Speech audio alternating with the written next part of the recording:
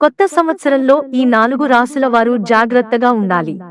నూతన సంవత్సరం 2024లో గ్రహాల మారుతున్న స్థానాల వల్ల అనేక రాశిచక్ర గుర్తుల జీవితాలను ప్రభావితం చేస్తాయి. నూతన సంవత్సరంలో బుధుడు, శుక్రుడు, కేతువులు అనేక రాశుల నుండి కదులుతారు. కాబట్టి ఈ రాశుల వారు కాస్త జాగ్రత్తగా ఉండటం మంచిది.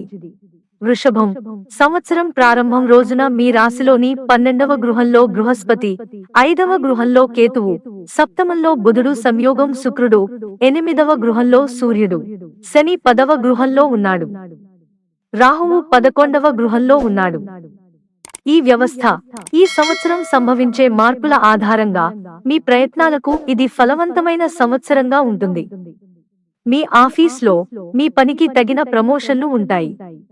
ఏదైనా కార్యకలాపాన్ని ప్లాన్ చేసుకుని క్రమం తప్పకుండా చేయడం మంచిది.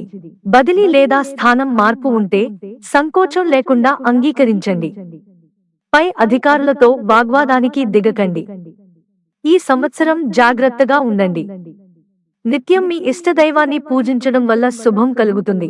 సింహం, ఈ ఆంగ్ల నూతన సంవత్సరం ప్రారంభంలో మీ రాశిలో 9వ గృహంలో బృహస్పతి, 2వ గృహంలో కేతువు, శుక్రుడితో 4వ గృహంలో బుధుడు, 5వ గృహంలో కుజుడు, 7వ గృహంలో శని, రాహువు ఉన్నారు.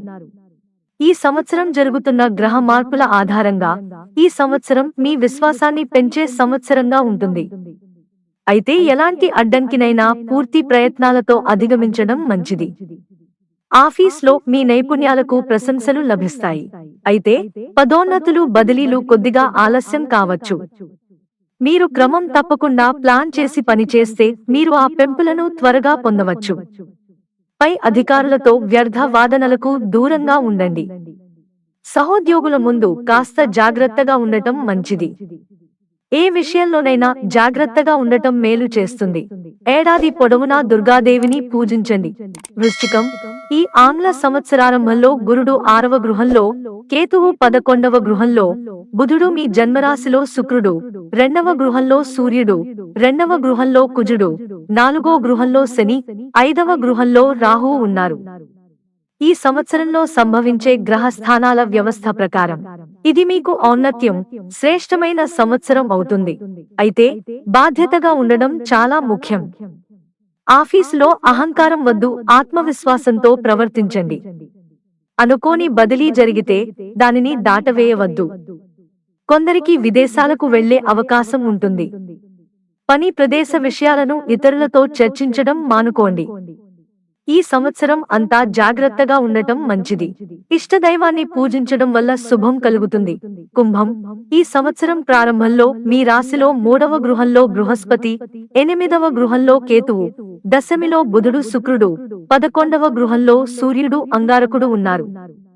సంవత్సరం సంభవించే గ్రహస్థానాల వ్యవస్థ ప్రకారం ఈ సంవత్సరం మీకు ఉన్నత పదవులను మరియు ప్రమోషన్లను ఇస్తుంది. అయితే దేనికైనా విశ్వాసం చాలా ముఖ్యం. మీరు కార్యాలయంలో పై అధికారులచే ప్రశంసించబడతారు. ఆశించిన ఫలితం తప్పకుండా వస్తుంది. అయితే పక్కనే ఉన్నవారు విషయాల్లో జోక్యం చేసుకోకూడదు. ఎవరినీ కించపరిచే విధంగా మాట్లాడవద్దు లేదా ప్రవర్తించవద్దు. కొత్త పనులు ఆలస్యమైనా గర్వంగా స్వీకరిస్తారు. స్నేహితులతో జాగ్రత్తగా ఉండండి. 7 కొండలకు నమస్కరించండి. మిత్రులారా, ఛానల్ సబ్స్క్రైబ్ చేసుకోవడం మర్చిపోకండి. ధన్యవాదాలు.